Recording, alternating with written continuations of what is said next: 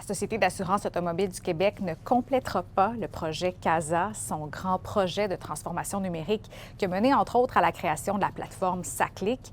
Et même en supprimant certaines étapes du projet, on avoisine quand même le milliard de dollars. Radio-Canada a appris que la SAC abandonne les pans du projet qui n'avaient pas encore été complétés, des volets qui devaient générer des centaines de millions de dollars en bénéfices. La Société d'État a choisi d'y mettre fin à la suite du rapport dévastateur de la vérificatrice générale déposé en février qui a mis en lumière les importants dépassements de coûts du projet CASA.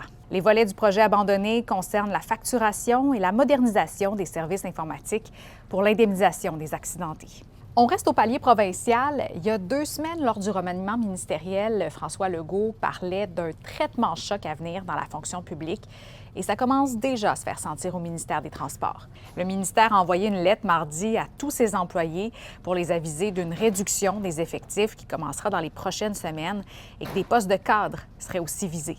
Et tout ça, ça s'ajoute aux restrictions sur les heures supplémentaires et au gel d'embauche qui est déjà en vigueur. Je vous parle aussi d'un texte à lire ce matin sur votre application RC Info. Un pasteur qui est accusé d'agression sexuelle à Québec aurait fait d'autres victimes ailleurs dans le monde au sein de sa propre Église. 2 femmes affirment, elles aussi, avoir été agressées par John Kazongo à Stockholm, en Suède, entre 2014 et 2021.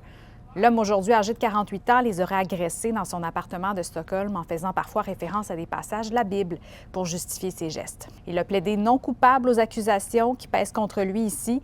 Il est détenu en attendant la suite des procédures.